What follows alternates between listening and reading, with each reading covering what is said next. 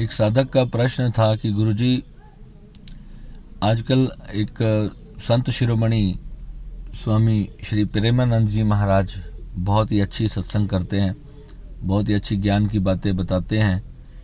उन्होंने अपने सत्संग में कहा कि अगर राधा राधा जपेंगे और कृष्ण कृष्ण जपेंगे तो संसार में जो भी चाहिए वो मिल जाएगा, जो भी चाहिए वो मिल जाएगा।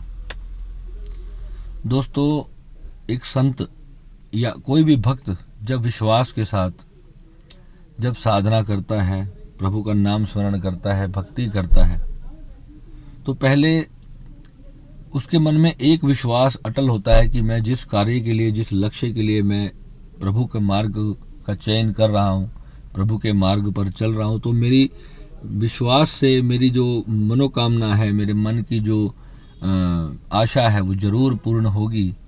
इस विश्वास के साथ वह व्यक्ति जो है प्रभु का नाम स्मरण करते हुए अपनी जीवन में भक्ति यात्रा को करता है और निस्संदेह उसे सब कुछ प्राप्त भी होता है। मगर क्या ये हर केस में होता है? आप जब देखते हो जीवन में, क्योंकि संतों ने, साधु संतों ने, ऋषि मुनियों ने जो भगवत प्राप्ति की बात की है, वहाँ पर उनका जो बताने का मूल लक्ष्य है ना, वो केवल इतना है कि आपके मन के अंदर जो भड़कती हुई काम वासनाएं हैं वो शांत हो जाएं। उनका जो गहरे में लक्ष्य है वो ये होता है कि मनुष्य के मन में जो भड़कती हुई काम वासनाएं हैं विषयों, विचारों, विकारों के प्रति, तो वो शांत हो जाएं। उनका मूल उद्देश्य तो यही है।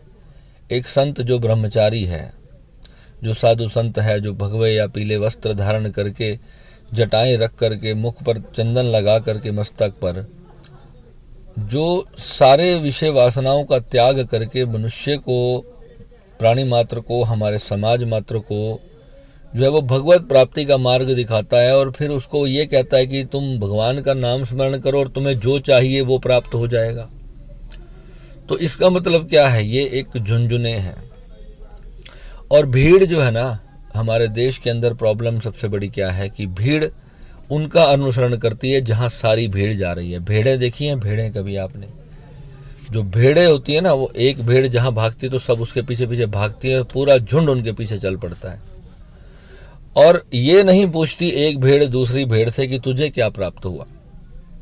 अब ऐसी जो बातें करने वाले कोई भी संत क्यों ना हो, संत का उद्देश्य जो है तुम्हारे मन की भड़कती हुई वासनाओं को शांत कर देना है। संत पूर्ण ज्ञान देने वाले होते हैं।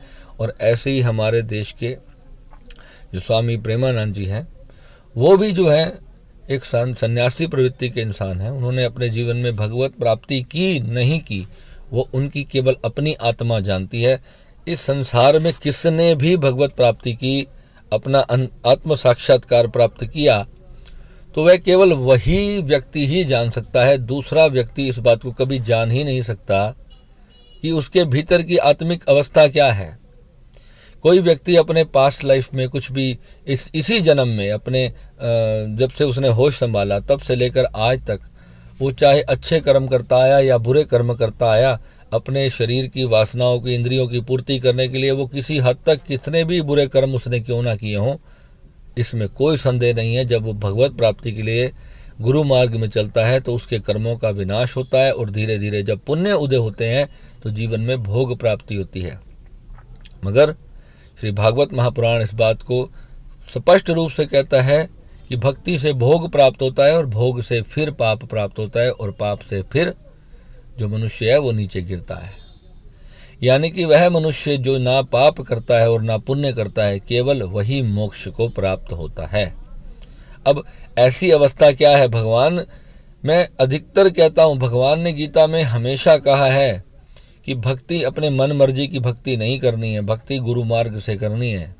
कि गुरु को जब तत्ववेत्ती जो दर्शा होता है संत, तो जिसने तत्व का अनुसरण किया, तत्व का ज्ञान प्राप्त किया, इस अस्तित्व का ज्ञान प्राप्त किया, केवल वही गुरु है और केवल वही आपको मुक्ति का मार्ग बता सकता है। उन्हें भगवान ने कहा कि तुम मेरी आशा त्याग करके तुम मेरे प्राण होकर भक्ति तो कर, मगर तत्ववेता संत का मार्गदर्शन प्राप्त करके। गीता में भगवान ने जो उत्तर दिए वो भारत के संत नहीं सिखाते। क्यों नहीं सिखाते? उसके पीछे बहुत बड़ा रीज़न है। गीता में भगवान ने कहीं पर यह नहीं कहा कि तू राधा राधा जप या कृष्ण कृष्ण जप। तो संसार का कोई भी संत भगवत गीता के अगेंस्ट जब कोई बात कहता है तो मुझे बहुत दुख होता है। क्या कृष्ण स्वयं समर्थ नहीं थे गीता में कृष्ण अर्जुन को यह कह देने के लिए कि तू मेरा नाम जप, राधा का नाम जप? क्या वो यह नहीं कह सकते थे? क्योंकि उन्होंने ये नहीं कहा, क्योंकि ये मार्ग से प्राप्ति नहीं होती। मंत्र जप जो है, किसी जब तत्ववेता संत ने जब आपको, चाहे फिर उसने कृष्ण का नाम दे दिया, चाहे फिर राधा का नाम दे दिया, उससे तो अवश्य प्राप्त होगा। मगर स्वयं कृष्ण ने क्यों नहीं कहा कि तू कृष्ण का नाम जप या राधा का नाम जप या फिर ओम नमः शिवाय जप? क्यों नहीं दिया? क्या रीजन था उसका? क्योंकि कृष्ण ने जिस मार्ग से अपने परम सत्य रहस्य को पाया, भगवान कहते हैं कि सब कुछ मैं ही हूं, सब कुछ मेरी योग माया ने रचा है। तो फिर संत भी उसी ने रचे हैं और डाकू भी उसी ने रचे हैं और चोर पापी कपटी सब भगवान ने ही रचे हैं। गीता इस संसार का सबसे अति दुर्लभ रहस्यमयी ग्रंथ है, मगर उसमें कोई रहस्य नहीं, सब कुछ स्पष्ट तौर पे लिखा है, मगर उसका अनुसरण करना इस संसार का सबसे बड़ा रहस्य है। गीता क्या है, इसको समझने के लिए मनुष्य को कम से कम 30-40 वर्ष साधना करनी होगी। 30-40 वर्ष साधना करने के बाद जब वो नित्य गीता का अध्ययन भी करेगा और साधना भी करेगा, अध्ययन करेगा साधना करेगा, अध्ययन करेगा साधना करेगा, तब जाकर के एक एक श्लोक का सत्य उसको अंदर से खुलना शुरू होगा। जैसे अंदर से जब तुम्हारी एक ग्रंथि खुलेगी तो गीता का एक श्लोक तुम्हारे भीतर जागृत होगा। जब भगवान कहते हैं कि सब कुछ मैं कर रहा हूं, ये अंतिम 18वें अध्याय में, जब तुम 18वें अध्याय तुम्हारे भीतर खुल जाएंगे, तब तुम जाकर के उस रहस्य को जानोगे जब भगवान कहते हैं कि सब कुछ मेरी ही योग माया से उत्पन्न हुआ है। तो इसके लिए जो है कम से कम 18-20 वर्ष की साधना और पूर्णता प्राप्ति होने के बाद ही उसका दर्शन होता है। उसका किसका? तुम्हारे ही हायर सेल्फ का, तुम्हारे ही अपने स्वयं का। मैं ही मेरा दर्शन करे, मैं ही मुझ में विलीन जब होता है, जब मैं मुझ में विलीन हो जाता हूं, जब मेरी मैं भी समाप्त हो जाती है और एक परम मैं घटित होती है, वो जो परम मैं है वो भगवान कृष्ण वहां पर कहते हैं कि सब कुछ मेरी ही योग माया से उत्पन्न हुआ है। अब यहाँ पर ये बड़ी बड़ी बातें सबको लगती अवश्य है, मगर जब तक इसका अनुभव नहीं होगा तब तक सारा ज्ञान, सब बातें निरर्थक हैं। जितना मर्जी हम कापियां किताबें पढ़ लें, कुछ भी प्राप्ति संभव नहीं है। क्योंकि भगवान कहते हैं कि इंद्रियों के जो विषय भोग होते हैं वे मन को जकड़ लेते हैं। कैसे जकड़ते हैं? जैसे एक मकड़ी एक कीट को जकड़ लेती है अपने चारों ओर। इस प्रकार से हमारे विषय जो भोग होते हैं वो हमारे को इस प्रकार से हमारे मन को जकड़ लेते हैं और तब हम बाहर नहीं देख पाते हमारे बाहर क्या है। हम अपने शरीर से बाहर देख ही नहीं पाते हमारे शरीर से परे हम क्या चीज़ है। हमारा शरीर उसी कीट की भांति है जैसे किसी ने, मकड़ी ने उसको अपने जाले में पूरी तरह से जकड़ लिया हो, फिर धीरे धीरे फिर वो उसका मांस खाती हुई उसको समाप्त कर देती है। और यही हमारी दुर्दशा का कारण होता है इंसानों की, कि जब सब ब्रह्म ज्ञान होते हुए भी साधक जो है वो विषय के भोगों से मुक्त नहीं हो पाता, तो भगवान ने उसका भी तोड़ उसमें दे दिया कि तू कर्म कर, जो भी तू भोग भोगना चाहता है तो उस भोग को भी भोग, पगर मेरे परायण होकर के। ये चीज़ें तुम्हें समझनी होंगी। जब तुम इन चीज़ों को समझोगे, संतों का सम्मान करना, संतों की बातों का आचरण करना, मगर भगवान ने तुम्हें भी अपनी बुद्धि दी है। भगवान गीता में स्पष्ट रूप से कहते हैं कि अपने विवेक का इस्तेमाल कर। अपनी, मैंने जो तुझे बुद्धि दी है उस अपनी बुद्धि का इस्तेमाल करके सत्य को सत्य की तरह उसका विवेचन करना सीख और झूठ को झूठ की तरह उसका विवेचन करना सीख। क्योंकि तू पैदा हुआ एक खाली कागज की तरह, इसमें संसार तुझे जो देगा वही तेरे अनुभव बनेंगे और तेरे अनुभवों से ही तुझे प्राप्ति होगी।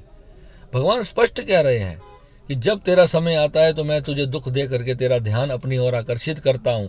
भगवान स्वयं इस बात को कह रहे हैं कि जब तेरा समय आता है तो मैं तुझे दुख दे करके तेरा ध्यान अपनी ओर आकर्षित करता हूं। पहले तुझे अपनी स्मृति दिलाता हूं कि कोई है जो तेरी मदद कर सकता है।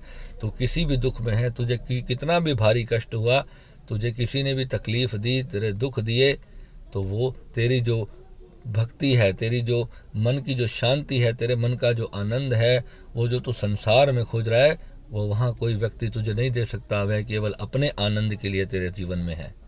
जो भी भोग विषय वासना तेरे जीवन में है, वो भगवान स्वयं कह रहे हैं कि वो सिर्फ अपने लिए ही है। तेरे लिए जो है वो तेरा अपना है, वो तेरे भीतर तुझे केवल सत्य नाम से ही प्राप्त होगा, उस पूर्ण ज्ञान से ही प्राप्त होगा। तो यहाँ पर कोई विशेष मंत्र ऐसा नहीं जो ब्रह्म सत्ता का ज्ञान करवा सके। सभी मंत्र उसका ज्ञान करा सकते हैं, मगर गुरु की कृपा से।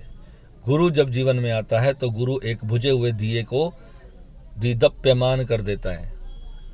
जब कहते हैं कि माँ भगवती जब भीतर से जागृत होती है, भगवती राधा का ही रूप है।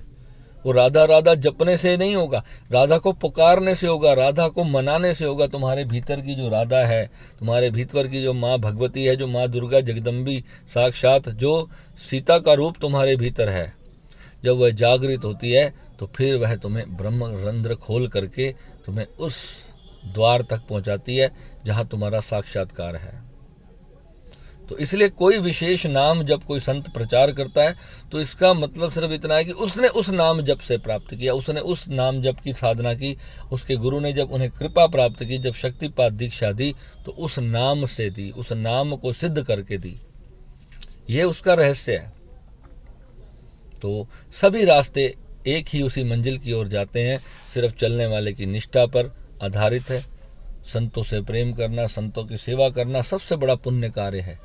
और जब इंसान ऐसे कार्य करता रहेगा तो उसको अपने जीवन में हर प्रकार का सुख, शांति, वैभव प्राप्त होगा ही, क्योंकि शांत मन एक अच्छे आचरण करता है।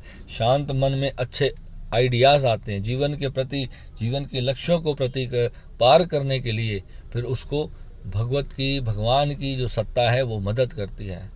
यानी वो अपने कर्मों में, जब अपने जीवन की दिनचर्या में जब कोई प्रारब्धवश भी कोई कार्य करने जाएगा तो भी उसको भगवान की कृपा उसके साथ साथ चलेगी, उसके गुरु का आशीर्वाद निरंतर 2400 घंटे 7 दिन उसके साथ चलेगा।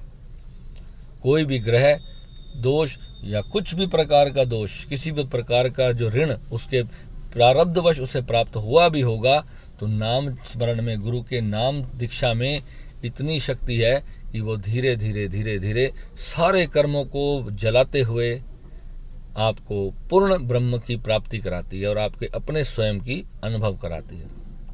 ठीक है, तो इसी प्रकार अपने भगवान का, अपने गुरु का आचरण करते रहें और प्रभु का नाम स्मरण करते रहें, साधना करते रहें। गुरु ने जो जो रहस्य बताए हैं अपने भीतर के उन द्वारों को खोलने के लिए, जो चाबियां गुरु ने आपको दी हैं, वो चाबियां ही हैं जो पार लगा करके जाएंगी। और इसी प्रकार इंद्रियों के विषय भी आपको परेशान करना बंद करेंगे और आपको मन से परमात्मा की प्राप्ति भी होगी। ठीक है, मिलते हैं फिर अगले वीडियो में। नमः शिवाय।